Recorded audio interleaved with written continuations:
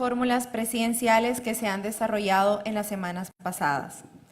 Desde el Departamento de Ciencias Jurídicas y el Departamento de Sociología y Ciencias Políticas se han venido desarrollando las jornadas de análisis electoral, un esfuerzo conjunto que busca generar espacios desde la academia para analizar y discutir temas atingentes al área electoral en el marco de las elecciones presidenciales 2019 en El Salvador. En esta tercera ocasión, en conjunto con la Vicerrectoría de Proyección Social, se tuvo a bien contar con una actividad de cierre sobre lo que escuchamos de las fórmulas que participan en el proceso electoral. Creemos importante poder dar conclusiones a eventos de esta índole, por lo que para nosotros es un honor contar con su presencia y dar espacio al diálogo académico. A continuación, les dejo con Omar Serrano, Vicerrector de Proyección Social y quien moderará el evento. Muy buenas tardes. Muchísimas gracias por estar aquí en el Auditorio Segundo Montes. También saludamos a los compañeros y compañeras panelistas y a la audiencia que nos sintoniza a través de YSUCA y a través de la página de la universidad, a través de Facebook en vivo, y también a la gente que nos está viendo a través de la televisión.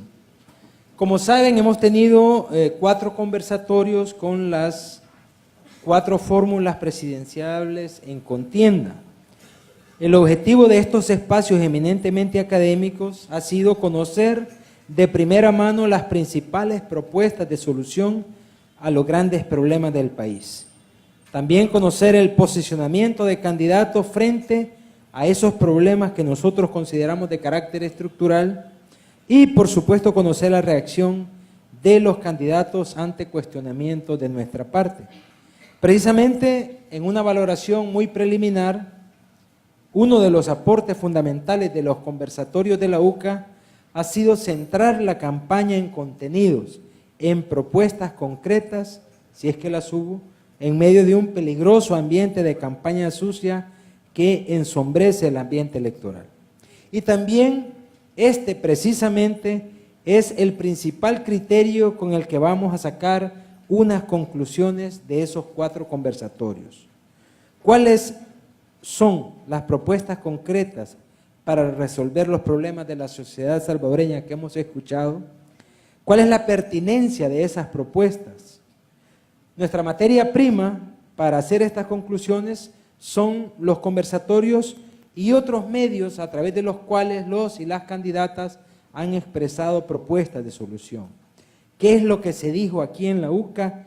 ¿Qué es lo que no se dijo? ¿Y qué se dijo entre líneas? Vamos a tratar de dilucidarlo. El objetivo de este espacio, ¿cuál es? Mucha gente nos ha llamado y nos ha preguntado, ¿y para ustedes quién ganó?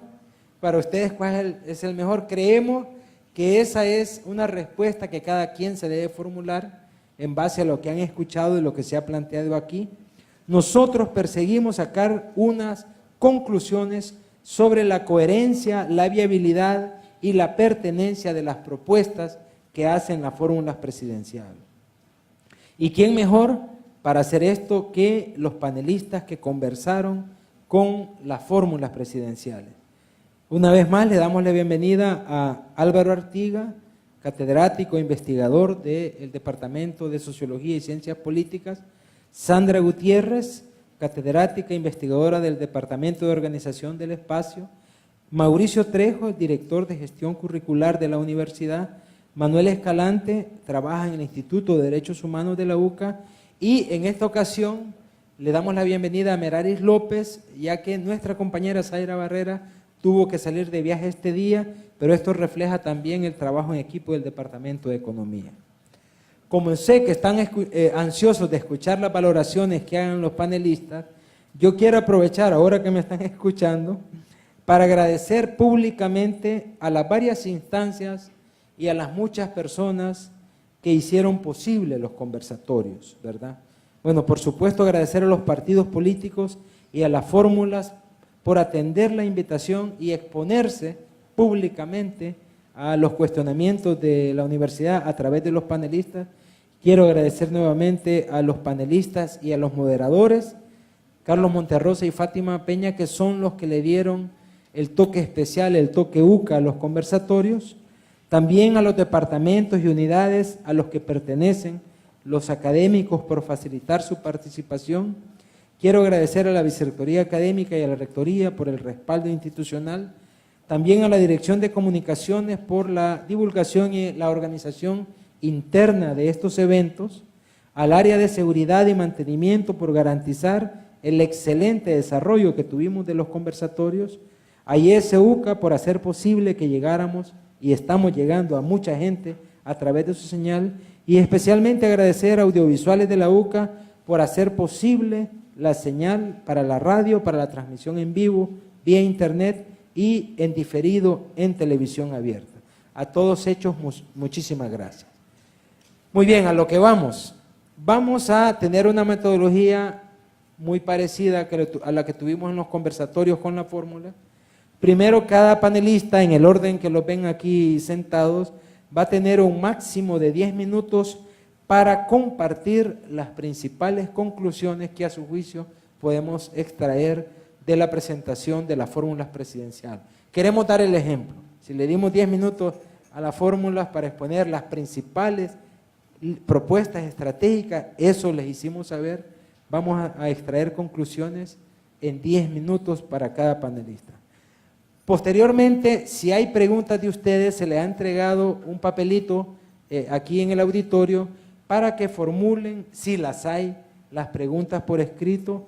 Puede ser dirigida a uno de los panelistas o a todos o a los que quieran. Eso será, daremos un tiempo de 20 minutos para eso, y finalmente cada panelista tendrá 3 minutos para unas conclusiones finales. Así se ha pensado. Así es que aquí tenemos un cronómetro, al igual que lo tuvimos en los conversatorios. Vamos a empezar con Álvaro Artiga, que nos comparta su juicio qué podemos sacar de los 4 conversatorios. Adelante, Álvaro.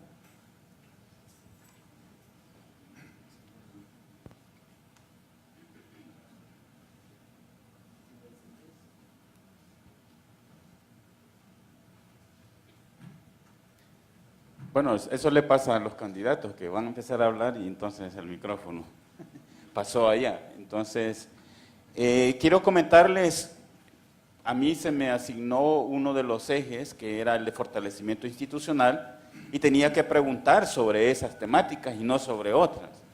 Unas temáticas que ciertamente son importantes para el desarrollo político del país, pero que para mí, digamos, no era del gusto de preguntar sobre esas cosas, porque decía, bueno, ¿y estos qué me van a decir a mí? Me van a decir que todos están por fortalecer las instituciones, ¿verdad? Y no podía preguntar sobre cuestiones sustantivas, ¿qué van a hacer?, ¿qué están proponiendo?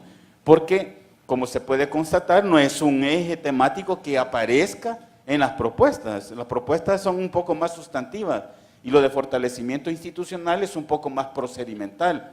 Entonces ahí había un problema. Sin embargo, yo escogí para las 4 fórmulas una temática que me parece que es central y que todavía podemos seguir hablando de eso. Y tiene que ver con el rol de los partidos políticos en, suponiendo que llegan a la presidencia, entonces el rol que tiene el partido en la gestión presidencial. A mí me parecía que eso era importante porque nos podían decir en las demás temáticas que van a hacer esto, van a hacer lo otro, pero les hace falta o les podría hacer falta a los presidentes eso que en la literatura se llaman los poderes partidarios del presidente. O sea, los presidentes son, además de personas, es una persona la que ocupa el cargo, son también el cargo de presidente.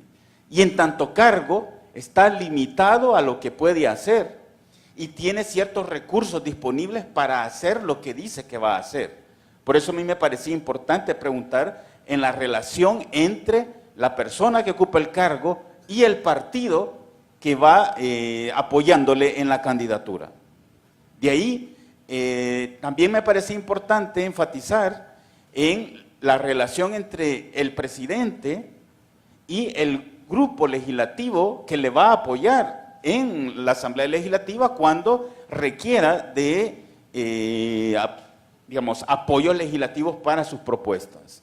Entonces, de ahí que mis preguntas rondaran las relaciones también del órgano ejecutivo con otros órganos. Y por supuesto que esas relaciones, tanto las del presidente con su partido como el partido con la Asamblea Legislativa, fueran transparentes y que, digamos, no estuviese en juego comportamientos corruptos, conseguir apoyos, regalando, entre comillas, lo de regalando, pero dando prebendas, dando beneficios, y que no fuera apoyos porque están convencidos de que la propuesta vale la pena.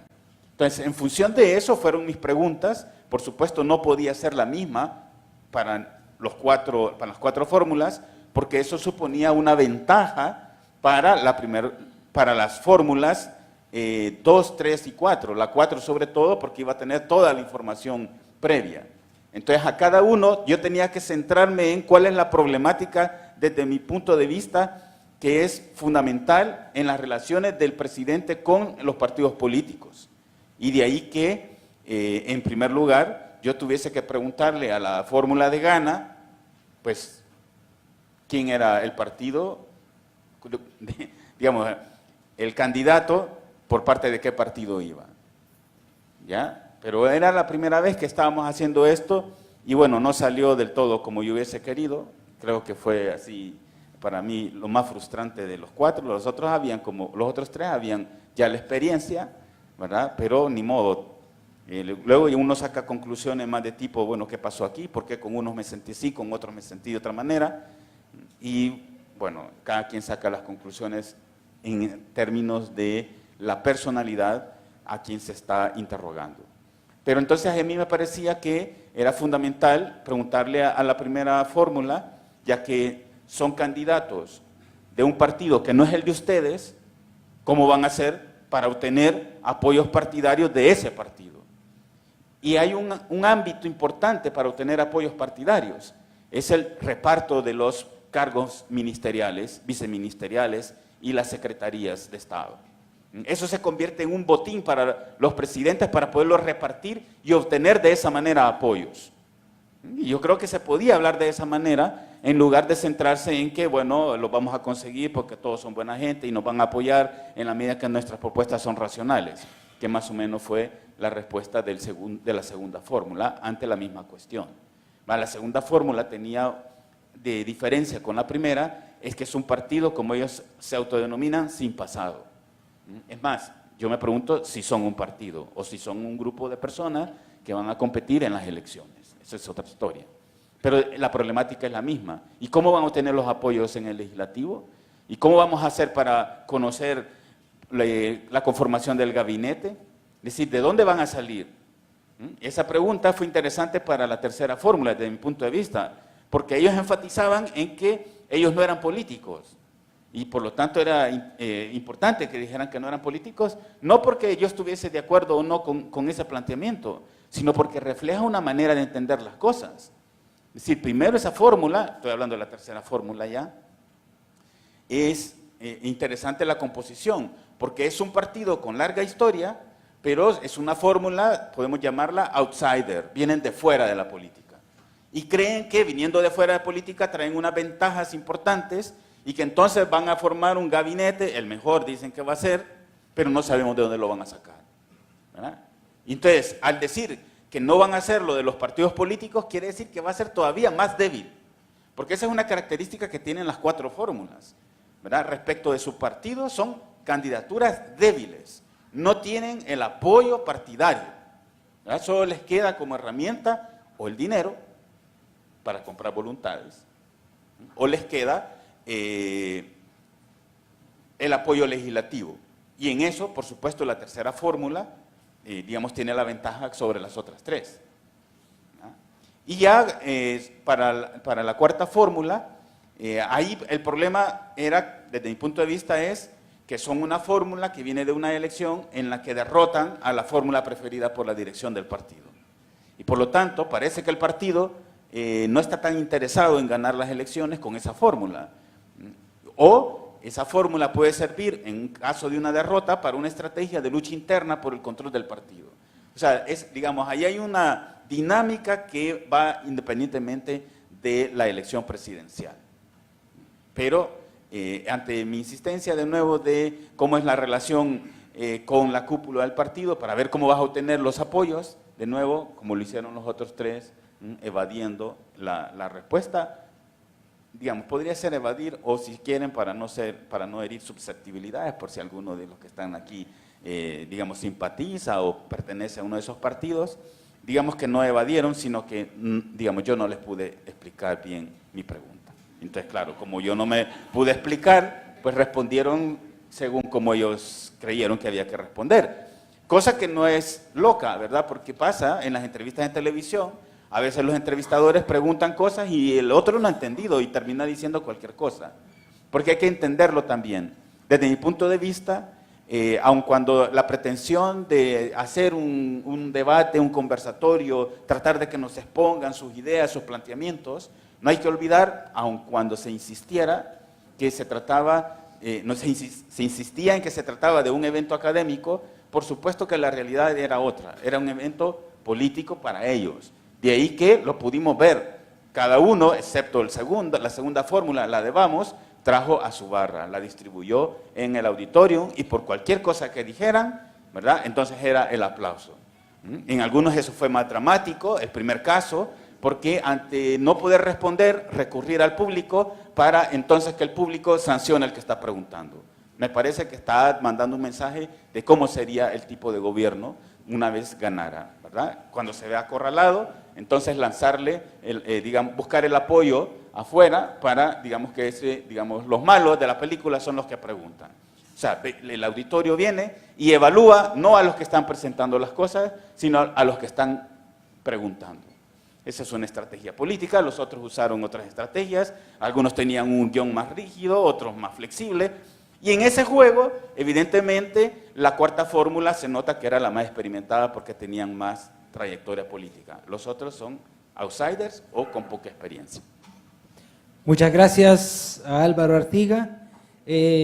Para recordarle a la gente que no se acuerda del orden en que se presentaron las fórmulas presidenciales, les vamos a recordar que el 31 de octubre fue el primer conversatorio, la fórmula que ha postulado el partido Gana, Nayib Bukele y Félix Ulloa. El 7 de noviembre estuvo la fórmula que ha postulado el partido Vamos, o el movimiento Vamos, como dice Álvaro, que está compuesta por Josué Alvarado y Roberto Rivera Ocampo. El 13 de noviembre, la fórmula de Alianza para un Nuevo País, compuesta por Arena, PCN, PDC y DS, compuesta por Carlos Calleja y Carmen Aída Lazo. Y el 15 de noviembre, el cuarto conversatorio, la fórmula del FMLN, Hugo Martínez y Karina Sosa, para que la gente recuerde. Vamos a comenzar los 10 minutos con Mauricio Trejo, que estuvo a cargo de la temática de educación. Adelante, Mauricio. Buenas tardes todavía. Bueno, antes que nada quisiera también poner acá a Paulín Martín, quien estuvo en el primer conversatorio con la fórmula de Gana y Nuevas Ideas. Yo no logré estar, ¿verdad? Pero también yo creo que es importante reconocer el aporte que Paulín dio en ese primer momento. Qué bien, así seguí, me está dando más tiempo. Bueno, yo quisiera comenzar por lo que desde mi punto de vista, y no sé de quien nos está viendo y escuchando, creo que es lo más obvio, ¿verdad? Por lo menos en el ámbito de educación no había propuestas concretas. Yo estuve buscando por redes sociales, no había sitio web en los que hubiera algo concreto, solamente declaraciones de amor, ¿verdad? Y a lo que yo logré referirme fue a tweets, por ejemplo, y a algunas declaraciones que se daban en algunos medios de comunicación y que estaban grabadas por ahí. Entonces, fue esa la información con la que yo sí pude preparar un poco el conversatorio. Solamente en la fórmula del frente sí pude ver un video en el que hubo algo, ¿verdad? después voy a referirme a eso, pero a mí me parece verdaderamente sorprendente que, como les dije a ellos, a 8 meses de tomar posesión quien gane, no tenemos nada escrito. La ciudadanía no puede acceder a algo escrito. Y en un tema tan importante como es la educación. ¿Sí? Desde el 95 estamos en un proceso de reforma educativa que no ha terminado lastimosamente, porque todavía muchas cosas que estaban contempladas en esa reforma no han logrado concretizarse. Curiosamente, algunas de las fórmulas decían que no había habido reforma desde hace 40 años. Yo pude evidenciar que una de las cosas que sí se presentaban era que no había análisis de la realidad del país, de la realidad educativa, porque incluso yo hice preguntas respecto a cuáles eran los problemas con base en los cuales ellos habían tomado decisiones para hacer sus propuestas. Y nadie me pudo dar respuesta a eso. Particularmente en el último caso, como para ser más concreto, pregunté por 3, pensando en que a ver si por 3 me podían dar 4, pero no, ¿verdad? Nada. La respuesta era inmediatamente comenzar a poner propuestas. Entonces, me preocupa que se esté pensando primero en la respuesta y después en la pregunta, lo cual no nos ayuda como país. ¿Sí? Entonces, eso me preocupa bastante. Esto debería estar basado incluso en un plan de nación. Nosotros deberíamos llevar a un punto la plática, el diálogo nacional respecto a qué es lo que realmente estamos buscando y cómo queremos llegar a ser y estar en un momento determinado de la historia. Si ustedes se fijaron en las propuestas de los candidatos, varios de ellos se referían a sistemas educativos de otros países y ponían ejemplos. El que siempre traen Finlandia, ese es el que está de moda, ¿verdad? Pocos hablaron de Costa Rica, otros de Estados Unidos. ¿Cuál es la dificultad que tenemos ahí? Que, por ejemplo, Finlandia, aparte de las condiciones en las que ellos viven, han tenido un sector político que ha sido capaz de ponerse de acuerdo y de tomar decisiones para el país, independientemente de sus decisiones. Y el sistema se sostiene, ¿verdad? Independientemente, repito, de la gestión. Entonces, eso no se visualiza en el corto plazo, y yo no sé si a mediano plazo, porque las actitudes de los sectores políticos del país no son las que nos llevan a eso. Entonces, esta área estratégica para el desarrollo del país, para el desarrollo sostenible y para el desarrollo de las personas, tiene serias dificultades en este momento, ¿verdad? Incluso, yo consulté, ¿verdad? ¿Cómo ve usted la educación? ¿Para qué le va a servir a las personas? Y fíjense que, lastimosamente, todas las fórmulas hablaron de que la persona en El Salvador se debe educar para poder trabajar. ¿Sí? En un caso se está hablando en varios casos prácticamente estamos hablando de maquilas tecnológicas. Ese es el punto.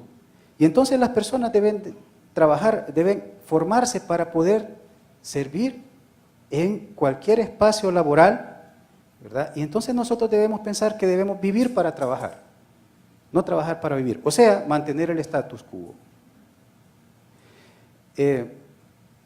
Debemos pensar, ciudadanía, ¿realmente eso es lo que queremos? ¿Nos vamos a mantener como así, pasivos, esperando a que esta gente tome decisiones? Pienso que debemos activarlos, ¿verdad?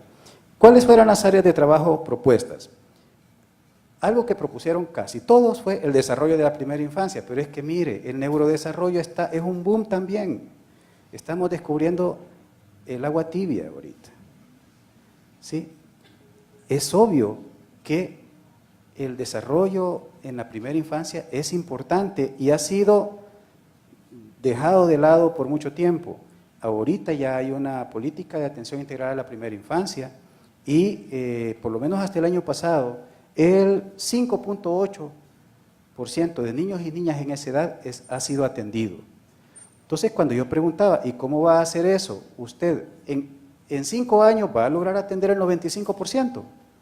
Porque el punto es que nos están diciendo que lo que proponen lo van a lograr en 5 años. Eso es imposible. No se puede. Yo esperaba que por lo menos me dijeran, mira Mauricio, en 5 años nosotros pensamos establecer esta y esta condición. Eso es lo que hemos planificado y es lo que realmente podemos hacer por honestidad, pero no lo escuché, ¿verdad? Vamos a invertir en la primera infancia, bien, invierta, pero no va a lograr llegar al 94 punto tanto de cobertura, solo de cobertura, ya ni hablemos de calidad. Entonces, esa es una cosa. La otra cosa era inversión incrementada, pero no establecían prioridades. Vamos a invertir más, ¿en qué? ¿Sí? Además, ustedes saben, tuvimos que hacer una reforma de pensiones con la que ustedes y yo salimos fregados porque el Estado estaba descapitalizado. Entonces, ¿cómo vamos a invertir? ¿De qué va a depender la inversión? Por otro lado, la educación superior, todo apuntaba a educación superior, ¿sí? En el nivel técnico. ¿Pero para qué? Vuelvo a decirlo, para responder al mercado laboral, ¿verdad? Pero el mercado laboral no siempre va en función del verdadero desarrollo que necesita el país, lastimosamente, ¿verdad?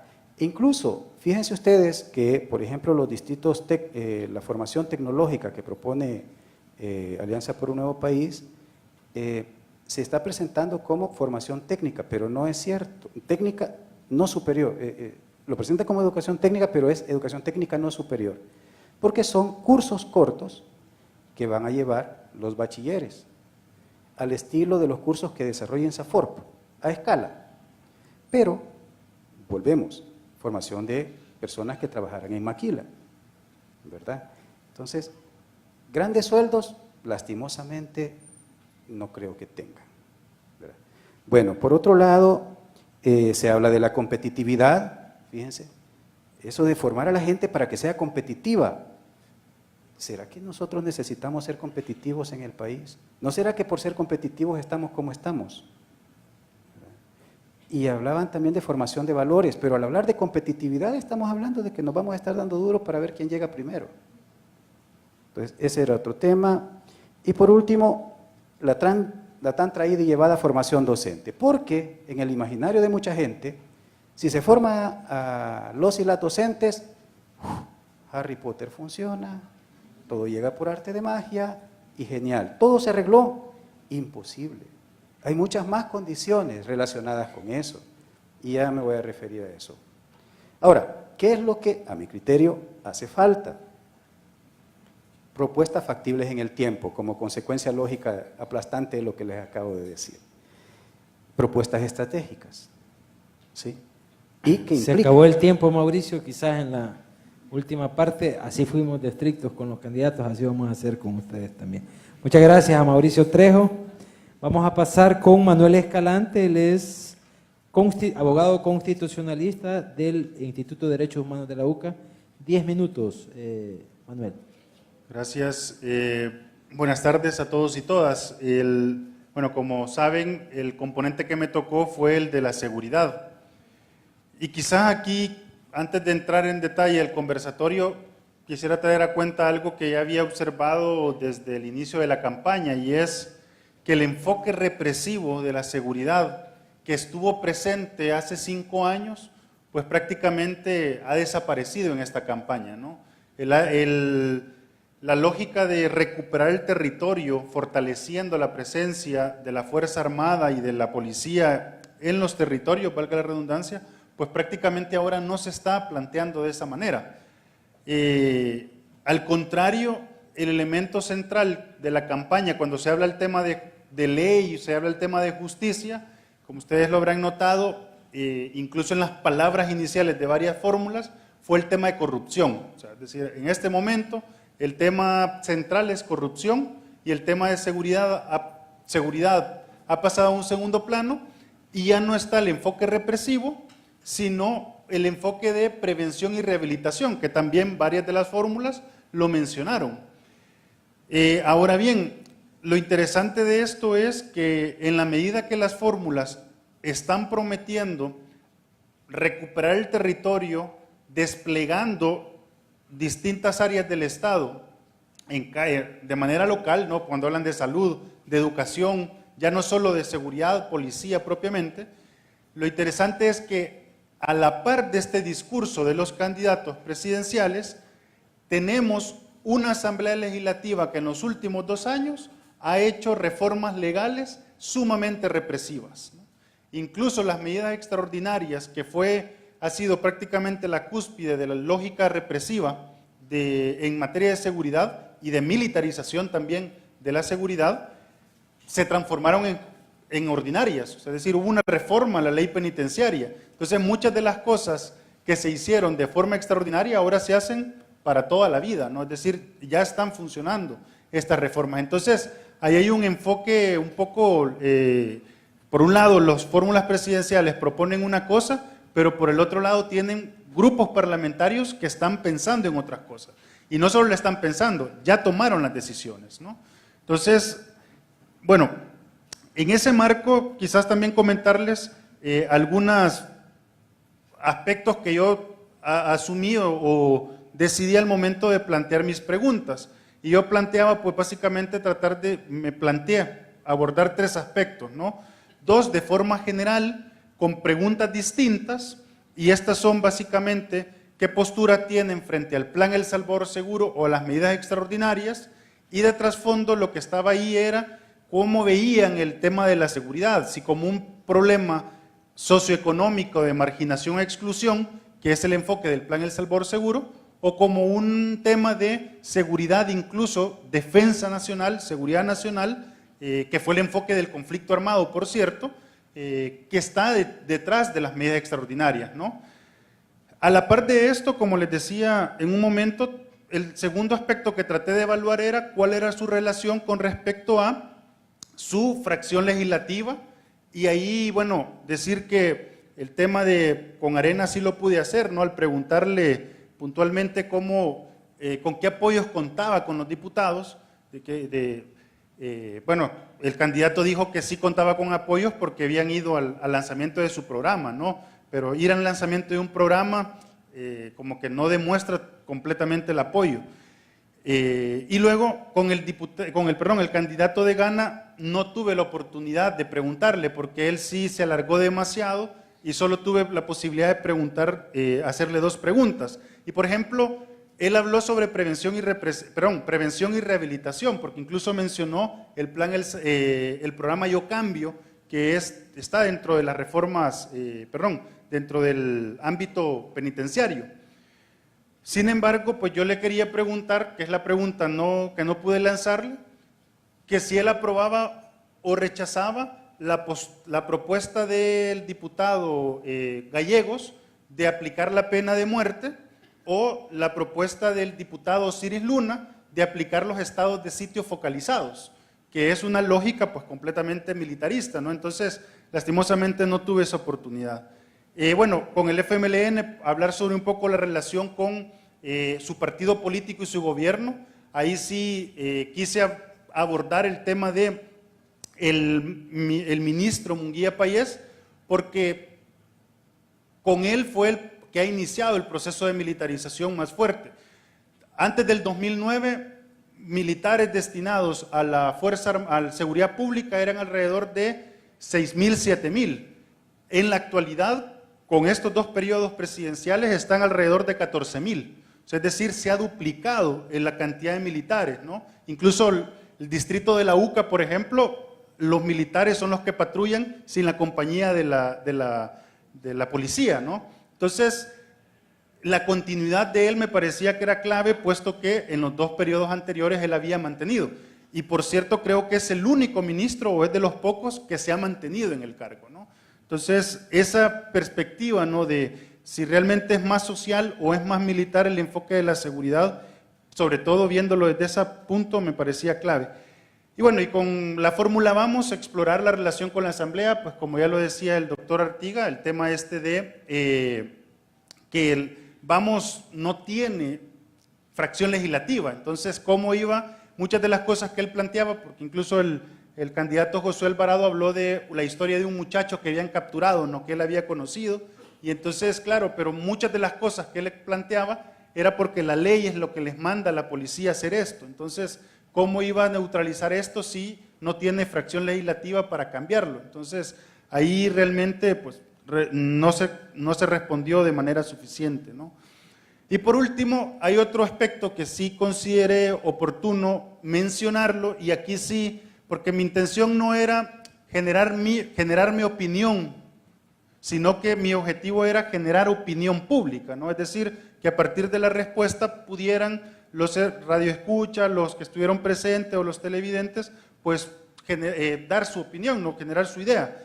Y en ese sentido hubo una pregunta que sí fue la misma para las 4 fórmulas presidenciales, y el objetivo era generar ese baremo, ¿no? O por lo menos ese referente para poder evaluarlo, y era el tema de la depuración de la policía y la Fuerza Armada. Nosotros como Instituto de Derechos Humanos estamos completamente claros que el tema de la inseguridad es un problema estructural y grave en El Salvador. Pero lo que nos preocupa aún más no es tanto el tema de contener, que bueno, es preocupante contener la violencia. Lo que nos preocupa es que el Estado la contenga con más violencia. Están apareciendo grupos de exterminio, ya sea con participación directa de policías o Fuerza Armada, o con la facilidad, ¿no? por parte de ellos. O sea, es decir, entonces, por lo tanto, para nosotros sí era clave que en este elemento se discutiera, o sea, cómo se va a depurar la Fuerza Armada y la policía sobre estas temáticas. Lo que yo ahí puedo sacar de conclusión es que todas las fórmulas reconocieron la necesidad de depurar la Fuerza Armada y la policía. Sin embargo, y eso creo que cae por su propia cuenta, ¿no? Sin embargo, no sé si habrán notado que como acto seguido hablaban de mejorarle las condiciones a los policías y militares. O sea, es decir, primero mi pregunta era qué acciones específicas se iba a implementar, ¿no? Por ejemplo, ustedes conocen, ¿no?, el caso de Carla Ayala. El caso de Carla Ayala, pues, la inspectoría no hizo mayor cosa. O el otro caso que también que se desconoció mucho, ¿no?, pero es el caso de Lorena Herrera, la otra policía que mataron el 31 de diciembre en una delegación de mexicanos, ¿no?, que primero dijeron que fue suicidio y después resultó que su novio, que también era policía, la había matado en uno de los dormitorios. Entonces, esos temas, ¿cómo iban a depurar frente a esa situación, sobre todo violencia contra la mujer en los dos casos? Pues no hubieron acciones, es decir, no hubo una respuesta explícita de cómo se iba a hacer la depuración. Al contrario, lo que hablaban era o de dar walkie-talkies, o de mejorar los bonos, o de facilitarles, ¿no?, o de hablar de meritocracia en el tema de los ascensos. Entonces, ese tema sí es, y con esto termino, ¿no?, por razón del tiempo, me parece que la actitud, o sea, es decir, 25 años después de los acuerdos de paz, la actitud de las autoridades civiles o los que pretenden ser autoridades civiles todavía es muy timorata, por no decir con mucho temor quizás, frente al poder policial y poder militar, ¿no? Entonces, muchas gracias. Hasta aquí lo dejo. Gracias. Muchas gracias, Manuel. Enseguida pasamos al tema medioambiental, que estuvo a cargo de Sandra Gutiérrez. 10 minutos, Sandrita. Muchas gracias. Buenas noches a todos y todas. Quizás la conclusión más evidente de estos conversatorios es que tengo 2 memes. Creo que eso es algo que ha traído a través de los memes y a través de las redes sociales, finalmente por un medio muy poco académico, pero muy divertido, posicionar de alguna forma el tema medioambiental. Me lo tomo con espíritu deportivo y les agradezco a quienes hayan hecho esos memes, pero pasemos a hablar un poco sobre el tema. Me gustaría plantearlo de esta forma. Primero, un resumen breve de lo que plantearon cada una de las fórmulas y finalmente algunos temas que a mí me parecen fundamentales para empezar, porque con el tema medioambiental estamos comenzando. En primer lugar, con el conversatorio primero, con Ghana, y en el resto en general de conversatorios, fue evidente que ninguno está pensando en el tema medioambiental como un tema estratégico de país, nadie. Eran siempre situaciones que cuando les preguntaba tenían una versión un poco secundaria. En el caso del primer conversatorio fue además evidente que ni siquiera tuvimos un listado de temas críticos, ¿verdad? El resto de fórmulas planteaban, por ejemplo, temas como seguridad, salud, educación, fortalecimiento institucional, salvadoreños en el exterior, pero nunca medio ambiente. Esa es una conclusión importante. La segunda es que al plantear el tema, pues lo primero que viene a la mente de las fórmulas son proyectos. Proyectos hablaban de plantas de tratamiento, hablaban de reforestar, hablaban de recuperar los ríos. Son proyectos en marcha. En ese sentido no habían pues propuestas realmente originales. Todo lo que ellos mencionaron son, si lo quieren ver otra vez en términos de redes sociales, trending topics del medio ambiente, ¿verdad? Que ustedes en una búsqueda rápida pueden encontrar información, pero no tenía ninguna de las fórmulas un carácter realmente estratégico y una visión pensando en temas de país. En el caso de algunos de los candidatos, plantearon que ellos definitivamente estaban a favor de que el agua, por ejemplo, tocamos el tema de agua muy puntual porque era un tema que estábamos incluyendo dentro de las líneas de conversación. Muchos de ellos decían, sí, el agua no se va a privatizar. Y a mí me gustaría volver a lo que plantea Álvaro. No se va a privatizar, es muy fácil decirlo, pero ¿cómo van a ellos continuar con las negociaciones, tanto al interior de sus alianzas de partidos como en el resto de negociaciones que tendrán que hacer tanto con la Asamblea Legislativa, al interior de la Asamblea Legislativa, como con otras fuerzas importantes de poder dentro de nuestra sociedad, en el caso más evidente, el de ANEP, que está planteando una ley alternativa a la que se ha manejado oficialmente.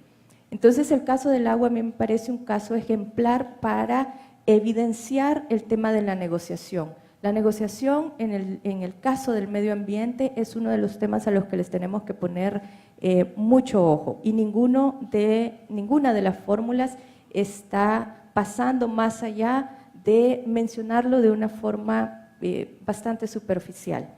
Por otro lado, algunos de ellos, especialmente el caso de Vamos, mencionaban que es importante pues hablar desde el desarrollo local y tratar los temas medioambientales desde lo local. Eso me parece valioso. Sin embargo, vuelvo nuevamente a la estructura del mismo partido. Es un partido en formación, es un partido que todavía no tiene alianzas estratégicas, es un partido que necesita recursos y el tema local, pues si bien es cierto, es importante para poder impulsar la temática medioambiental, sin esos recursos, sin esas alianzas, sin ese fortalecimiento de partido, nuevamente va a ser un poco difícil, no imposible, pero es un camino largo. Es decir, que si, por ejemplo, ganaran ellos, en 5 años no vamos a tener soluciones inmediatas. Además, el tema medioambiental también tiene esa coyuntura especial. No hay soluciones inmediatas para el medio ambiente. El medio ambiente tiene un ritmo que es el ritmo de la naturaleza. Es despacio y es sabio.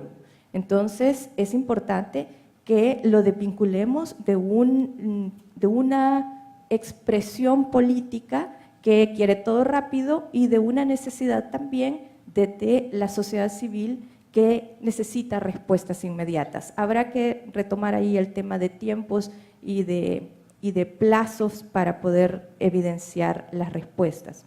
Pero bueno, habrá que rescatar este tema de Vamos, que planteaban justamente la importancia de lo local. En el caso de Alianza por un Nuevo País y el Frente, a mí me llamó la atención que los temas eran muy similares nuevamente y que todo estaba en función de desarrollar la economía ya sea con temas como el agro, ¿verdad? Proyectos agrícolas o proyectos de turismo o polos de desarrollo. Pero esto tiene una visión bastante clara de un territorio de recursos ilimitados, un territorio donde aquí es infinito lo que tenemos, ¿verdad? Y eso no es así. Es un territorio pequeño, es un territorio denso en población y es un territorio que además está atravesando una crisis medioambiental muy fuerte. No tenemos los recursos suficientes para poder poner en marcha los planteamientos económicos de ninguna de las fórmulas, si no se cambia fundamentalmente el paradigma de desarrollo. Y ahí creo que hay que pensar en la visión real de país que queremos y cómo este país va a efectivamente hacerle frente a las necesidades más acuciantes, que entre otras, pues evidentemente está la seguridad hídrica y la seguridad alimentaria, pero además necesitamos revalorizar la localidad en la que estamos. Entonces, yo no encontré en ninguno de ellos estos planteamientos. Así es que yo rescataría algunos temas que sí me parecen de reflexionar. El primero, de la inclusión de la agenda medioambiental como tema relevante de país. Es necesario que para que el tema medioambiental esté en las plataformas de los políticos, nosotros los ciudadanos nos empoderemos. Si nosotros no lo exigimos, ellos no lo van a plantear nunca. Y esto pasa porque nos informemos más y tengamos más acceso a qué está sucediendo en términos del medio ambiente en nuestro país, y pasa también porque nosotros lo exijamos como un tema prioritario y otros actores pueden involucrarse en el planteamiento de este tema como tema de agenda, especialmente la academia. Tendríamos como un segundo punto que reforzar la cultura medioambiental ciudadana y el acceso al conocimiento. Esto pasa por transformar efectivamente los temas educativos. Necesitamos incluir el tema medioambiental como un tema esencial de programas de estudios. Necesitamos incluir el tema medioambiental a través de campañas comunicacionales claras y efectivas. Podemos hacer proyectos pilotos siempre desde la perspectiva de lo local, trabajando en los sitios y desde el conocimiento de los sitios, y efectivamente pues el trabajo con niñez y juventud se vuelve un trabajo fundamental. Un tercer punto es, la incorporación de esa escala local debe pasar por vincularse con otros temas, y allí el tema medioambiental se vuelve transversal. La agenda de educación es medioambiental, la agenda de salud, la agenda de seguridad, especialmente en seguridad hídrica y alimentaria, como ya lo mencioné, la agenda de gestión de riesgos, la agenda de planificación y ordenamiento territorial y la agenda productiva. Todas estas tienen que ver con el tema medioambiental y en ese sentido, desde la escala local es la mejor plataforma para poder impulsar estos temas. El cuarto punto es el tema de la resolución de conflictos y negociaciones. Vuelvo al hecho de que cómo van a negociar al interior de sus propias alianzas de partidos, pero también con otros actores clave. Y también cómo la ciudadanía se empodera y aprende a resolver conflictos localmente. Somos una sociedad demasiado dividida, demasiado todavía con mucho fraccionamiento. Y el último es el cambio del paradigma del desarrollo. Nosotros necesitamos circular, transitar hacia otros modelos económicos más solidarios, que comprendan los recursos naturales en su forma no ilimitada, ¿sí? Necesitamos que pasemos de las economías extractivas a economías más solidarias. Me quedaría quizás hasta acá y podemos más adelante hablar sobre los siguientes temas. Muchísimas gracias, Sandra, por ese resumen. Finalmente le toca el turno a Meraris López, que nos hará una valoración del tema económico. 10 minutos, Meraris. Buenas tardes a todas las personas que nos acompañan y a quienes nos sintonizan por las plataformas digitales. En este caso, yo hice una lectura de los conversatorios ceñida a ciertos temas que son muy importantes porque lo siente la población y también porque han estado en agenda pública en los últimos meses. Y también para evaluar, digamos, de alguna manera o para sacar conclusiones de lo expuesto por las diversas fórmulas, me centré en tres aspectos clave, ya sea claridad, viabilidad y pertinencia. En el caso de los grandes temas, ustedes pudieron escuchar que el tema fiscal, el tema de pensiones, el tema de empleo y salario fueron claves dentro de toda esta discusión. En el tema fiscal, por ejemplo, en el caso de la fórmula de Gana, Nuevas Ideas, CD, quizás, y también es generalizable para las demás fórmulas, lo que estuvo más ausente fue el cómo. Se centraron en una retórica de un diagnóstico de lo que pasa en el país, pero sin brindar medidas concretas que pudieran atender a estos problemas. Para ser específica, en el caso de la política fiscal, que como ya se ha señalado tiene dos objetivos, la recaudación y la progresividad, pareciera que esto quedó fuera de la discusión. No basta con decir en el tema de progresividad que los ricos deben de pagar más y los pobres deben de pagar menos, sino que se necesitan medidas concretas. Por ejemplo, la fórmula de Nuevas Ideas Gana mencionó la sustitución de impuestos de los suntuarios y los bienes básicos. Sin embargo, esta es una aseveración muy apresurada porque nada garantiza que las arcas del Estado se vean fortalecidas con esa sustitución y ni siquiera es lo más importante. Y me atrevo a afirmar específicamente para esta fórmula, dado que han sido muy enfáticos en que quieren cambiar el modelo, que ni siquiera afirmaron o se comprometieron a ver el tema de los incentivos fiscales, o por ejemplo, no se habló de temas estructurales como por ejemplo tasar las ganancias de capital. Si se está hablando del cambio de modelo o de sustitución de un modelo, esto debería ser clave, pero no se adquirieron compromisos en este sentido. En el caso del empleo, solamente se hizo mención que se contempla en el plan de gobierno que ni siquiera conocemos, siento que este fue un tema que se analizó o se dejó muy vago, siendo que es un tema también muy sentido por la población. La fórmula se quedó corta en su abordaje. Ciertamente no se pide que se comprometan con X o Y cantidad de empleos, sino la forma en la que se va a solucionar el grave problema del mercado de trabajo en el país, como por ejemplo la informalidad, como por ejemplo las brechas de género, etc. En el caso de la fórmula de Vamos, quizás se tuvieron respuestas que no, o mejor dicho, no se tuvieron las respuestas a las preguntas que se realizaron. Estas fueron demasiado generales, demasiado vagas, y mi impresión es que parece que no existe una lectura de los problemas estructurales del país.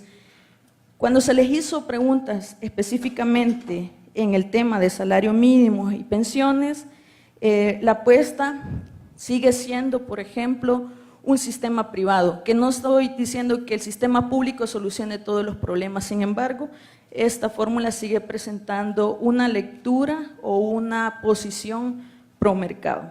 En el caso de la fórmula de Alianza por un Nuevo País, el tema de las pensiones fue un punto clave.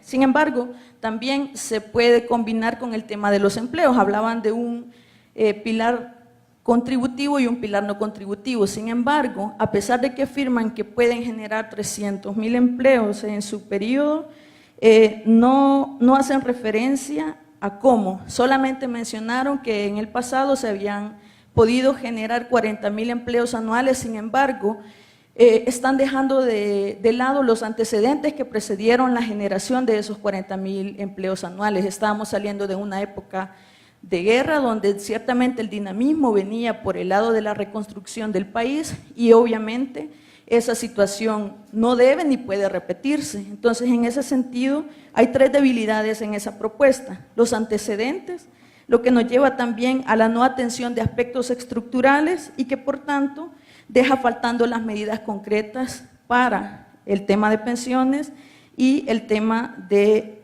trabajo. Entonces, no se concretiza qué condiciones deberían haber hoy para generar esos empleos. Se ha hablado de hablar con los diferentes sectores, sí, pero las medidas concretas, nuevamente el cómo, sigue siendo el faltante en estas respuestas. Quiero hacer especial mención al tema del salario mínimo, porque esta fórmula ha dicho que está de acuerdo con el aumento del salario mínimo y se ciñen al aspecto de la productividad.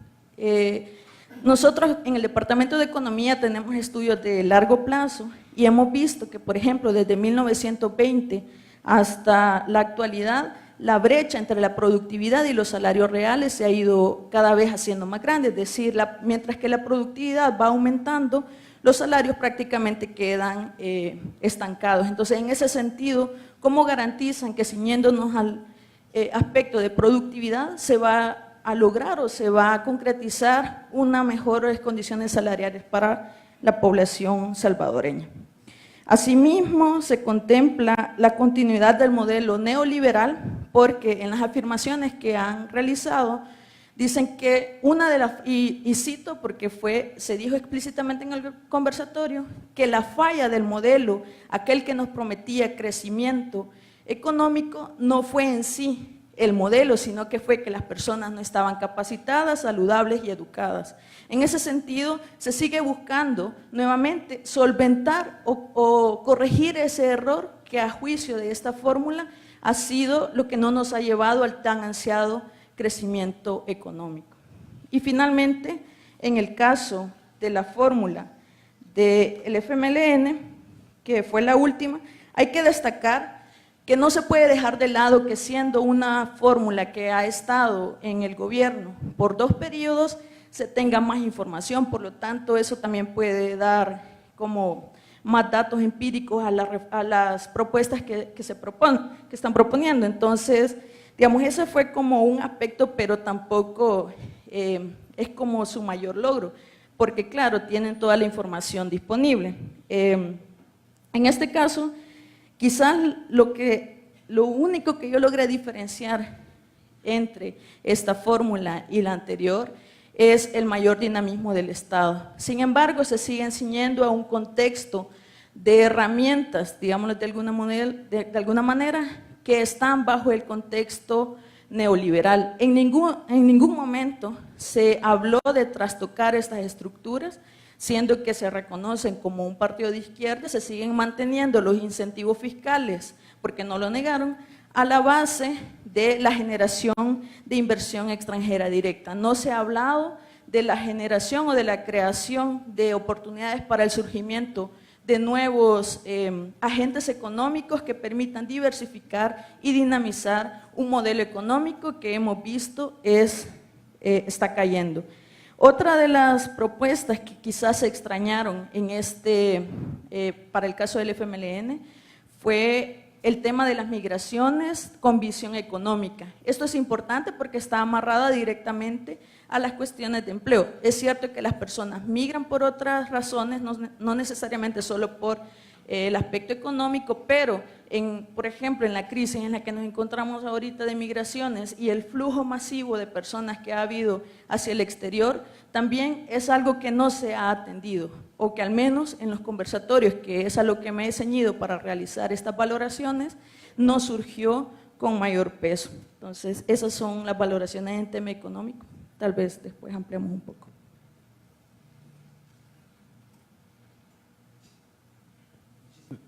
Hola. Muchísimas gracias, Merari. Muchas gracias a todos los panelistas. Un aplauso, por favor. Allá había que callar los aplausos, aquí hay que pedir. Bueno, ellos tendrán una oportunidad de resumir en 3 minutos esas conclusiones, a ver con qué nos quedamos. Pero mientras tanto le vamos a dar a las interrogantes que han formulado ustedes aquí en el auditorio. Y hay para todos los panelistas. Para el doctor Artiga, ¿por qué frente a la evasión por parte de Calleja respecto al desvío de los 10 millones de dólares no insistió en la aclaración de quién había realizado tal desvío? Primera pregunta. Segunda, ¿cómo se plantearía la gobernabilidad de este país si ganase FMLN o Arena? Bueno, sobre la primera pregunta ya varias veces o varias personas me han dicho, y hasta más salió también en las redes, de que por qué no había yo hecho eso. Bueno,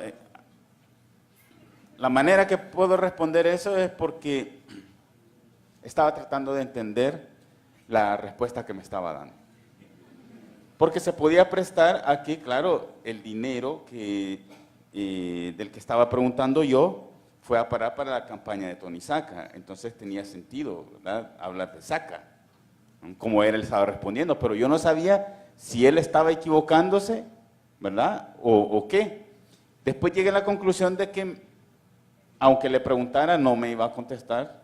Y entonces mejor había que probar otra pregunta, ¿verdad? O sea, al final, con todos los comentarios, digo yo, bueno, pero qué bien que la gente se dio cuenta, ¿vale? Es decir, no tenía que ser yo el que le regresara la pregunta porque se estaban dando cuenta de que él estaba equivocándose, ¿verdad? Y yo creo que eso es más importante, que la gente que está en ese momento como público saque sus propias conclusiones.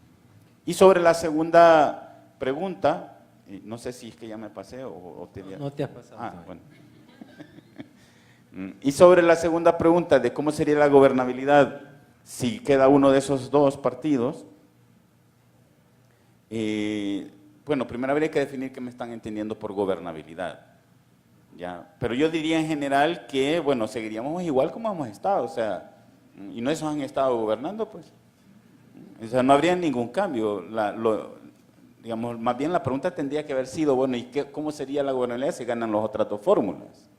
Porque esas son las distintas. Y tienen, digamos, ahí sí podemos hacer reflexiones interesantes, pero bueno, creo que, es que no sé cuánto tiempo tengo. Ya terminaste. Muchas gracias, Álvaro. Bueno, para Mauricio Trejo, ¿será necesario reformar nuestro sistema educativo en metodología, infraestructura, etcétera? Siguiente pregunta. ¿Quién debe formar para el trabajo? Bueno, hay dos preguntas en una aquí. ¿Y qué opina de una prueba estandarizada anual para los docentes cuyos resultados se vinculen a su ascenso en el escalafón? La primera, habrá que hacer una reforma educativa, ¿verdad? Tengo un problema de memoria. ¿Será necesario reformar nuestro sistema educativo? Es obvio que sí. Lo que pasa es que si nosotros vamos a reformar, tenemos que saber qué, primera cosa. Segundo lugar, tenemos que hacer una evaluación de la reforma.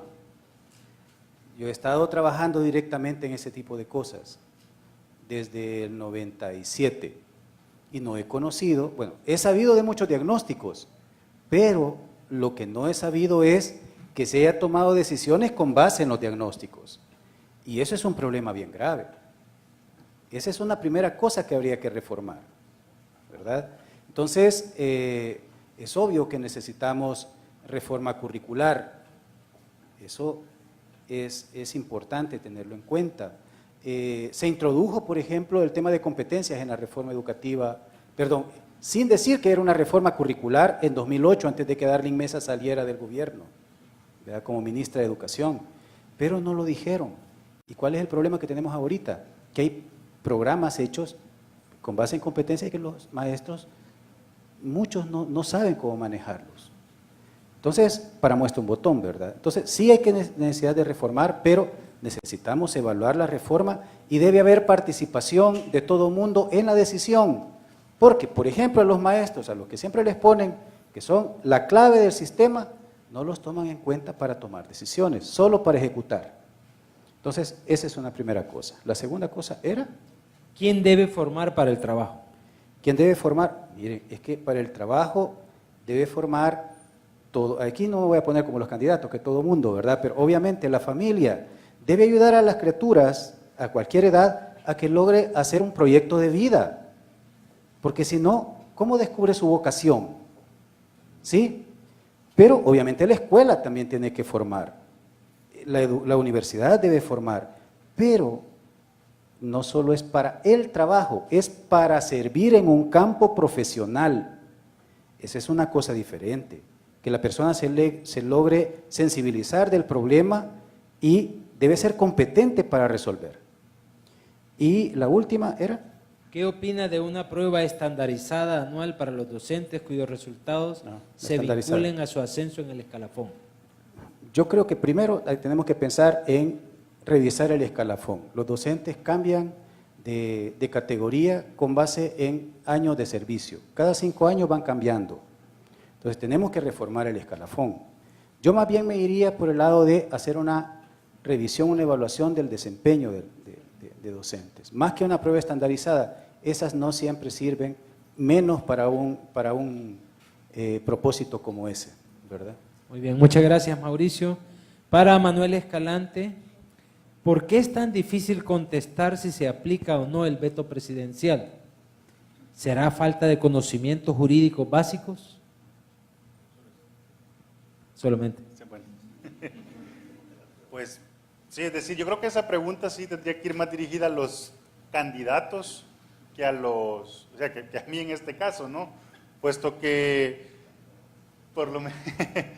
puesto que, bueno, creo que al menos si nos tomamos en cuenta lo último que ha ocurrido en el país, del famoso veto presidencial a la reforma de la ley de la Fiscalía General de la República, ¿no?, que se dio en el marco de que no había una sala de lo constitucional y que estaba todo ese conflicto que pasó prácticamente una semana entera en los periódicos. O sea, algo tuvieron que haber sabido los candidatos sobre ese tema, ¿no? Si es que leen los periódicos, al menos. Entonces, yo creo que aquí es sobre todo el tema de no mojarse, puesto que cuando yo planteaba este tema del veto presidencial, que significa el rechazo a una reforma legislativa o una nueva ley, creo que es un mecanismo que tiene el presidente para oponerse a la Asamblea Legislativa. Y en este caso, por lo menos cuando yo lo planteé, era para oponerse a las probablemente decisiones que vienen de sus mismos diputados, ¿no? O sea, porque en ese punto es donde yo lo planteaba. Entonces, quizás ahí se da digo, no fue tanto falta de conocimiento, sino más no quererse mojar en la pregunta. Y quizás aquí aprovecho, ya que tengo algunos minutos, ¿no?, y solo había una pregunta, solo para hacer también una reflexión sobre lo que decía al inicio, y es, este ejercicio de los conversatorios me confirmó una idea que yo venía teniendo desde hace mucho tiempo, y es que los presidentes no lo saben todo y quizás no deben saberlo todo, ¿no? Pero es difícil, sobre todo en una complejidad del país, poderlo saber todo. Y entonces, en ese sentido, por ejemplo, para el tema de seguridad, que fue lo que me tocó, es importante no solo conocer el plan o los programas o proyectos que se proponen, sino también conocer el gabinete que lo va a ejecutar. O sea, es decir, por eso yo preguntaba, por ejemplo, al candidato de Arena, si iba a llevar o no a Gilbert Cáceres, el actual director del CAM, como parte de su gabinete. ¿Perdón? En Santa Tecla. En Santa Tecla, exactamente, de Santa Tecla, puesto que él fue funcionario del Gabinete de Seguridad en los gobiernos de Saca y también los gobiernos previos de Arena. Entonces, claro, da una idea de que él es el hombre fuerte que conoce, sobre todo de centros penales. Entonces, probablemente esté la idea de que si ganan el gobierno, él va a estar ahí. Y es una persona que ha demostrado acciones represivas, ¿no? Entonces, ese tema creo que es clave, sobre todo pensado en la futura campaña electoral. Es decir, no solo exigirle a los candidatos que nos digan qué ideas tienen, cómo las van a hacer, con qué fondos, sino también con quién se van a acompañar para hacerla, ¿no? Muchas gracias, Manuel. Una pregunta para Sandra Gutiérrez. Desde el punto de vista de nación y región centroamericana, ¿cuáles son las acciones estratégicas indispensables o prioritarias que debemos impulsar en medio ambiente? ¿Qué debemos exigirle a los candidatos? Excelente pregunta. Para empezar, creo que es importante que todos estemos conscientes que el Istmo Centroamericano es una de las 5 regiones en el mundo con mayor biodiversidad. Nosotros poseemos el 8% de las especies vegetales, animales del mundo entero, solo en Centroamérica. Eso deberíamos de saberlo todos. Con base en ese conocimiento de región, porque el tema medioambiental no entiende de fronteras y no entiende de divisiones políticas. Nuestro río, el más importante, el río Lempa, nace en Guatemala y se nutre en pequeños ríos en Honduras. Si ellos deciden desviar el río, se acaba la vida en El Salvador. Entonces, el tema medioambiental, en primer lugar, debe verse como un tema de región con alto nivel de biodiversidad, el cual debemos de proteger. Eso es lo fundamental. A partir de ahí se puede empezar a plantear una agenda medioambiental importante, tanto para la región como para el país. En el caso específico de El Salvador, nosotros tenemos condiciones bien particulares por las franjas claras de diferentes, tanto regiones, digamos, a lo largo de la costa del Pacífico, que solamente tenemos costa pacífica, la franja de volcanes al centro y la franja montañosa en el norte. Eso es como lo básico en términos de comprender el territorio, pero debemos superar esa visión y pasar a tener una visión de cuenca.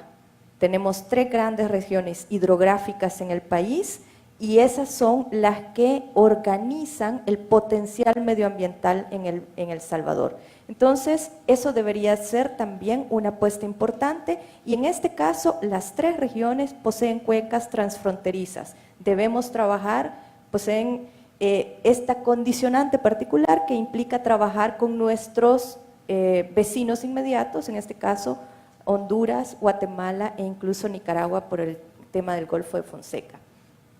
Eso es, digamos, es un segundo aspecto. Un tercer aspecto que yo destacaría es que estas franjas, cada una tiene temas diversos, especialmente en el caso de la costa es preocupante. Allí, ordenamiento territorial con costa, con estas propuestas tan extractivas, me preocupa mucho qué va a pasar con nuestros humedales, qué va a pasar con la biodiversidad marina, qué va a pasar, por ejemplo, con el bosque de manglar.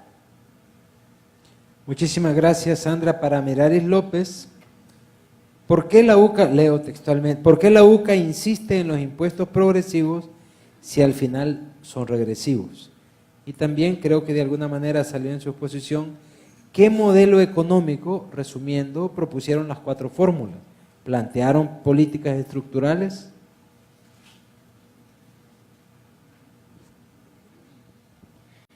Bueno, yo creo que en la primera pregunta está también la respuesta. Justamente se insiste en un modelo progresivo de la fiscalidad del país porque son regresivos. En el caso de los organismos multilaterales, se propone, por ejemplo, que una de las formas de subsanar las finanzas del Estado debe de ser por vía del IVA, pero sabemos que todos pagamos con nuestro consumo el IVA, entonces por eso nosotros abogamos porque esta estructura fiscal sea más progresiva en el sentido de tasar, por ejemplo, las ganancias, y por eso yo hacía el énfasis a que justamente quienes hablan de cambiar un modelo no pueden dejar de lado esta situación estructural de tasar las ganancias de capital. En el caso del modelo económico, ninguna de las fórmulas planteó específicamente un modelo alternativo, digamos, al que nosotros ya conocemos. Digamos, para centrarnos en las fórmulas que específicamente hicieron referencia al modelo, que fueron Ghana, el FMLN y Arena, no hablaron de un cambio sustancial en las propuestas que hicieron, solamente como lo he señalado Ghana, pero no tiene medidas concretas. Entonces, dentro de, por ejemplo, la fórmula de Nuevo País, se habla, como decía, de corregir errores que al juicio de ellos se han cometido y que por eso el modelo actual no ha funcionado o no ha tenido los resultados que se esperaban. Muchas gracias, Meraris. Para los 5 panelistas, quizás vamos a ir en el mismo orden. 1. ¿Cuál considera que es el mayor problema en común que tienen las 4 fórmulas? Si es que hay un problema en común. Pero la pregunta es, ¿cuál considera que es el mayor problema que tienen en común las 4 fórmulas presidenciables? Bueno, yo respondería desde mi temática, ¿verdad? Desde mi temática, el problema que tienen las 4 es su relación con el partido, ¿verdad? Es decir, ahí hay un problema de o no tienen partido o están en disputa con la dirección del partido ¿O creen que no recurriendo a los políticos y a los partidos se solucionan las cosas? Entonces creo que tienen una concepción, desde mi punto de vista, equivocada del asunto, ¿verdad? Y que están todos desde el punto, digamos, al ofrecer gabinetes que no van a partir de los partidos, entonces nos están diciendo que van a llevar a sus amigos. Y en ese sentido, todos hacen lo mismo, aun aquel que dice que no hace lo mismo, hace lo mismo. Muy bien. Mauricio, misma pregunta. No hace lo diferente. Bueno, misma pregunta. Un poco complicada la pregunta para responder, pero hubo algo que me llamó mucho la atención y creo que bien a la base de esto. No sé cuál es el concepto de persona que tienen, porque las propuestas educativas que hacen no nos permiten visualizar nada más que pensarnos como entes productivos, en función precisamente de producción. Entonces, para mí ese es un problema básico. ¿Sí? Si no tenemos claro eso, no podemos construir un sistema educativo que realmente nos lleve a ser personas felices, por ejemplo, que es una de las cosas más importantes en la vida, ¿verdad? Entonces, eso, entre muchos otros, creo que es muy elemental, pero realmente es casi la única pata de la mesa, ¿verdad? En este caso. Gracias, Mauricio. Manuel. Sí, bueno, también quizás un poco en la línea del doctor Artiga. O sea, lo que veo aquí es, ya lo mencionaba antes, por un lado, los candidatos hablando de más prevención y menos represión, pero por el otro, teniendo unos diputados o fracciones legislativas que promueven mucho eso, ¿no? Incluso con las contribuciones especiales, que es lo que pagamos el 4% del tema de telefonía. O sea, se ha retrasado muchas de este dinero, o el destino final de este dinero, puesto que, por ejemplo, hay una propuesta de ir más al tema de Ministerio de Educación, Ministerio de Salud, pero hay diputados que directamente dicen, no, eso tiene que ir para comprar balas o comprar botas a los policías y militares, ¿no?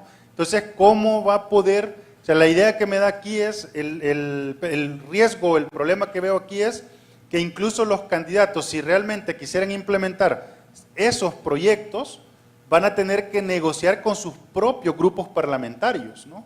Y luego negociar con el resto de grupos parlamentarios. Entonces, ahí sí le veo un enorme problema, puesto o que va a ser mucho desgaste o van a ser proyectos que queden en papel mojado, ¿no? O sea, que realmente no se van a cumplir. Muchas gracias, Manuel. Sandrita. Bueno, en el caso medioambiental, el mayor problema es que no existe tema.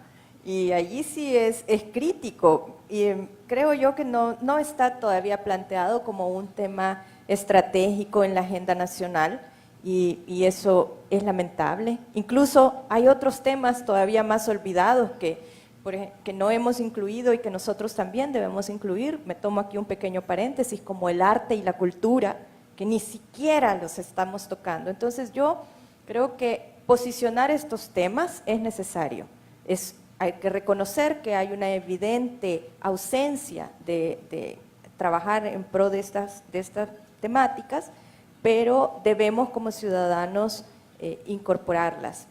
Evidentemente habrá que discutir los procesos, habrá que discutir los medios, habrá que discutir las visiones, pero retomando un poco lo que plantean los compañeros, ahí yo creo que la construcción de una nueva visión de país, basada en un nuevo paradigma de desarrollo sostenible, entendiendo esa finitud de los recursos, nos debería llevar a reflexionar para poder exigirle a nuestros candidatos que no solamente se incluya la agenda, sino que podamos realizar los planteamientos, las propuestas, los planes que deriven de ella. Muchas gracias, Sandra. Meraris. Bueno, en el caso del tema económico, evidentemente unos tienen más problemas que otros, pero el común de las fórmulas ha sido responder al cómo. Hay muchas propuestas, pero pocas soluciones concretas, sobre todo en el tema fiscal que ustedes han visto que ha salido mucho. no solamente porque es necesario para tener recursos e impulsar estos programas, sino también porque quienes salen más afectados con la estructura fiscal actual son siempre las grandes mayorías. Paradójicamente, en el caso de Hugo Martínez, ha señalado que uno de los elementos que hay que tener en cuenta para elegir al próximo gobierno es que respondan al cómo, al por qué y con qué. Sin embargo, no respondió concretamente a estas preguntas en el conversatorio. Muchas gracias, Merari. Vamos a pasar ahora a hacer un ejercicio de síntesis y le vamos a pedir a los panelistas, comenzando por Álvaro, ¿cómo resumimos, digamos, lo que ofrecen las fórmulas presidenciales en materia de fortalecimiento institucional o en la relación de los partidos para ayudar a la gestión de gobierno? 3 minutos, Álvaro. Bueno, es que en el tema de fortalecimiento institucional no hay propuestas. Eso es así. Hay ausencia, incluso me atrevería yo a decir, de la conciencia de que este es un tema importante, ¿verdad? Porque si lo remitimos al tema fiscal, es una cosa que va a pasar por la Asamblea. Pues es la Asamblea que hace reforma. En materia de seguridad, es la Asamblea la que hace reformas, ¿verdad? Entonces no hay la conciencia de la importancia del vínculo del presidente con su partido, con los otros partidos y con otros agentes. La idea que se nos vende es la del superpresidente, ¿verdad? Entonces aquí viene el que va a resolver, unos más que otros aparecen como mesías, ¿verdad? Son los que traen la salvación del país, los que van a resolver las cosas, anuncian su buena nueva, ¿verdad? Cada uno de la manera que lo entiende, como que si tienen superpoderes. Pero en realidad lo que tenemos, habrá que ver si eso es bueno o malo, son candidatos, el que gane se va a convertir en un presidente débil, es decir, sin poderes partidarios, o que va a tener que negociar sus poderes partidarios con su propio partido. Es decir, aquí hay una primera negociación, no es ni siquiera, fíjense que ahí hubo gente en las fórmulas que rehuyó y puso como en términos negativos el caso de Tony Saca, que era presidente del partido, era presidente de la República y además era jefe de Estado, o sea, tenía concentrado, fue el presidente que más poder ha tenido desde el año 94. Y entonces es como tuvo tanto poder, ahí está, ¿verdad? Esas son las conclusiones, ¿dónde está, verdad? Pero es que no es así la cosa. Porque si yo quiero llevar adelante una agenda, la que considero que es la salvación, entonces yo tengo que tener poderes para llevar adelante esa agenda. Y si puedo acumular más poderes, pues es a la agenda. Si es esa agenda, si acumula poderes para llevar otra agenda, su agenda, pues sí, esa es otra cosa. Pero lo que nos están diciendo es la agenda, las propuestas en esta materia. Y para eso se necesita tener, como dicen aquí, ¿verdad? No superpoderes, pero tener dientes, ¿verdad? Tener músculo. Y los músculos y los dientes de un presidente son su partido. Es la repartición de cargos, es para obtener apoyos. Y si van en coalición, hay unas fórmulas que son de coalición, el reparto de cargos es para mantener estable la coalición. Pero no se les pasa por la cabeza. Creo que tenemos que darles cátedra. Muchas gracias, Álvaro. Mauricio, ¿con qué nos quedamos en materia económica de lo que... Preferiría en Educativa, perdón, materia educativa. Sí, es mi preferencia. Se va a enojar Meraris conmigo. Va. Bueno, entonces, a propósito, había dejado esta parte que no me había cansado en los primeros 10 minutos. No es que no te alcanzó el tiempo, sino que la dejaste. Bueno, yo creo que aquí hay que tener en cuenta varias cosas que a mi juicio podrían hacer falta. Lo que yo había planteado era que hacen falta propuestas en el tiempo. Y yo creo que con esto voy a estar sintetizando lo que ya había dicho. Propuestas factibles en el tiempo, propuestas también que sean estratégicas, que realmente nos lleven a algo que nos haga ser mejores. Además, hay que pensar en el desarrollo, y un desarrollo que se va, valga la redundancia, desarrollando desde la primera infancia hasta la educación superior. Aquí estamos hablando, obviamente, de desarrollo del cerebro, como lo han planteado ellos, y esto también está relacionado con el desarrollo del pensamiento complejo, del pensamiento crítico, para que no haya gente de esta que anda ahí negando la historia del país, por ejemplo, ¿verdad? Desarrollo de la afectividad, de la autoestima, de relaciones sanas, del arte, del físico, desarrollo físico, de la creatividad. Sobre eso no se ha hablado, solamente sobre qué vamos a invertir, pero no dicen cómo vamos a desarrollar esto. Por otro lado, también es importante el desarrollo de la persona docente.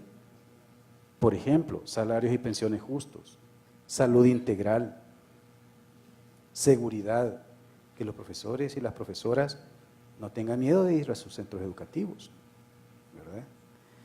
Formación profesional, miren, hay profesores que tienen y profesoras que tienen cajas llenas de certificaciones, ¿verdad? Pero eso no les sirve para su escalafón. Entonces, eso es importante. Por otro lado, hay que fortalecer el Ministerio de Educación, me refiero a sus dependencias centrales y departamentales, que trabajen con base en política pública. Aquí se ha gastado plata en formular políticas y no se aplican, se guardan, ¿verdad? Esa es una cosa. Además, que atiendan a la escuela, por ejemplo, para poder ver que lo que se estudia en los cursos se aplique en el aula, asesoría, ¿verdad? Evaluación. Y por último, trabajar más el tema dentro del ministerio, el desarrollo de la inteligencia institucional, es decir, que se recoja la información con criterio y que se utilice para tomar las decisiones. Y ahí sí, por último, que haya más investigación en educación, que sirva realmente para resolver problemas, ¿verdad? Yo creo que esto sintetiza de alguna forma lo que ya había planteado anteriormente. Muchas gracias, Mauricio.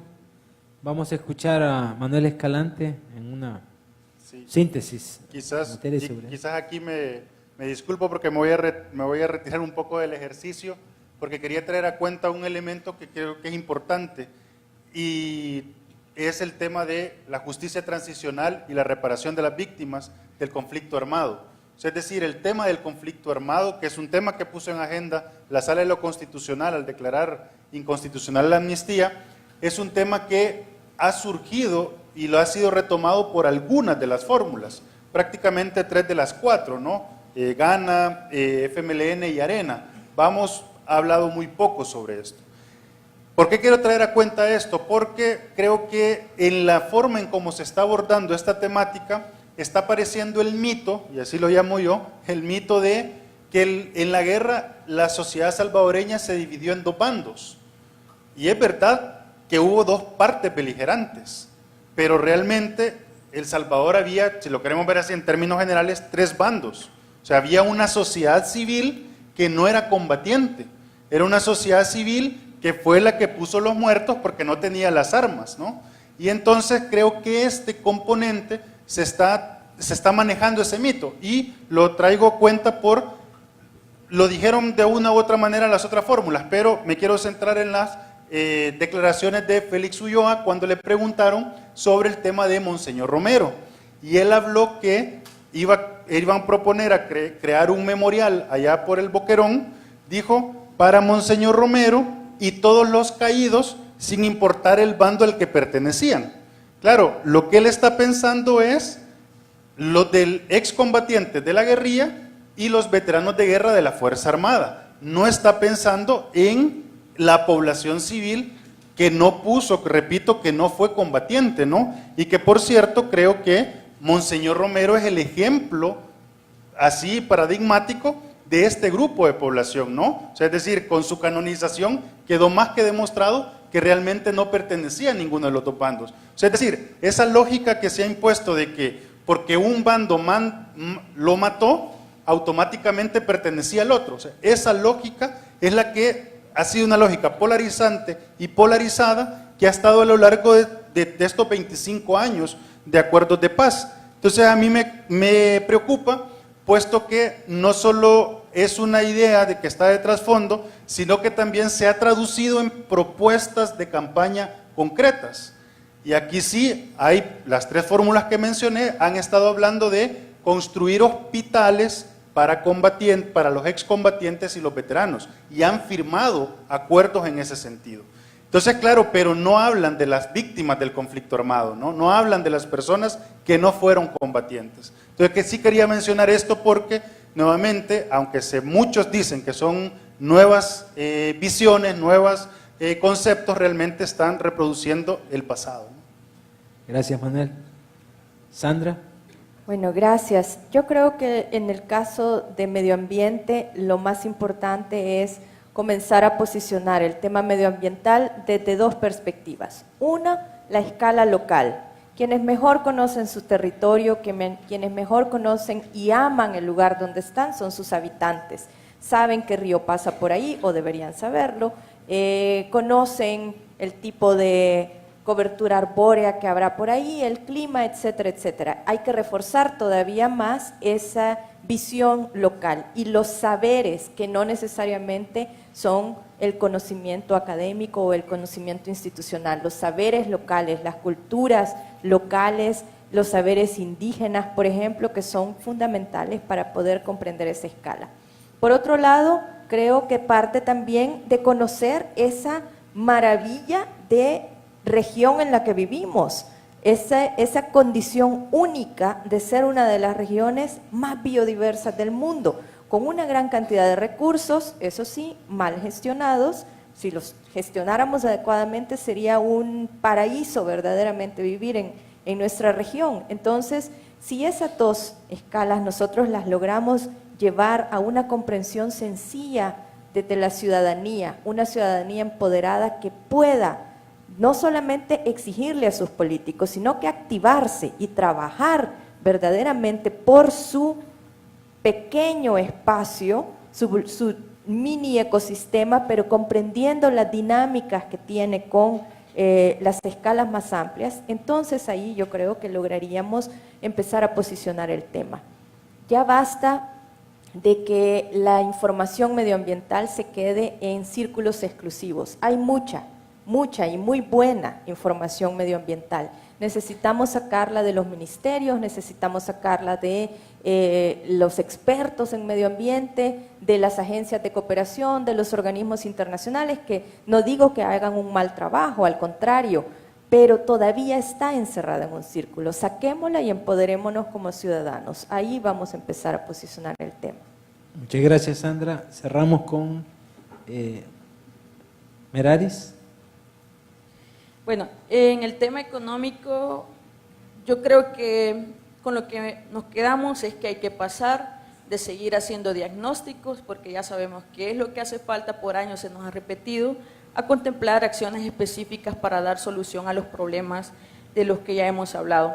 También rescato el valor que tiene realizar este tipo de eventos, porque son dirigidos a la población. En ese sentido, sea la decisión que se tome, que sea una decisión informada. Asimismo, me parece que hay ciertos temas que están faltantes de esta agenda de las fórmulas, y como Departamento de Economía nos gustaría hacer énfasis en ellos porque los consideramos muy importantes y que no han salido en ninguna de las discusiones. Por ejemplo, el tema de los cuidados, bueno, las 2 fórmulas, la de Arena y la del FMLN, señalaron algún tipo de acciones vinculadas con esta situación de los cuidados. Sin embargo, el enfoque que se sigue persiguiendo no es el de corresponsabilidad social, sino, por ejemplo, el de inserción de las mujeres en el mercado laboral. Se sigue viendo nuevamente como recurso o capital humano a las personas. Asimismo, tenemos una población que está completamente olvidada, que son los adultos mayores. No figuran como objetivos ni como acciones orientadas específicamente a solventar las necesidades de esta población. Entonces, esas serían las conclusiones. Muchísimas gracias, Merari.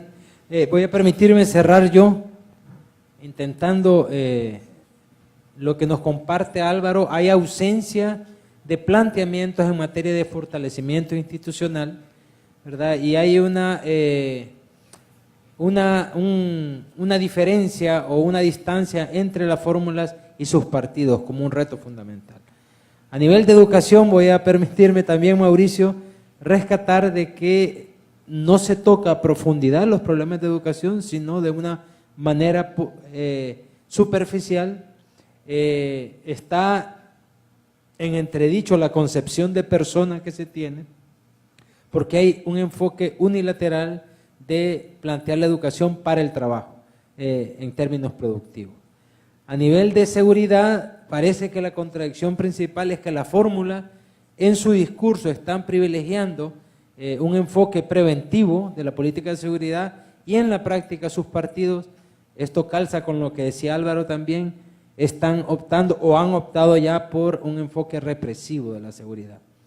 A nivel medioambiental no hay, está ausente, por lo menos a nivel estratégico en las propuestas de todas las fórmulas, y me quedo con lo que decía Sandra, los cambios medioambientales no son de la noche a la mañana, son procesuales, y mientras no haya un cambio en el paradigma de desarrollo sustentable, va a ser difícil salir adelante en esta materia. Y uno esto, con lo que decía Meraris, ¿verdad? No se cuestiona el modelo que nos tiene como estamos, ¿verdad? Se enumeran profundizar en algunos paliativos, pero a nivel económico no se plantea ninguna reforma del modelo, sino seguir, bueno, con el neoliberalismo, ¿verdad? Algunos dicen, dijo una fórmula dándole un enfoque social, otros poniendo en el centro de la persona, pero sin cuestionar el modelo. Quiero agradecerle de verdad la presencia aquí, la gente que nos está escuchando a través de la radio, que nos está viendo a través de internet o a través de la televisión. Quiero agradecer al Departamento de Sociología y Ciencias Políticas y al Departamento de Ciencias Jurídicas por la coordinación de estas conclusiones. Esperamos que estos hayan sido elementos para ustedes que están aquí y los que nos oyen y nos ven, para que tomen su propia postura, sus propias valoraciones y sus propias decisiones. Muchísimas gracias.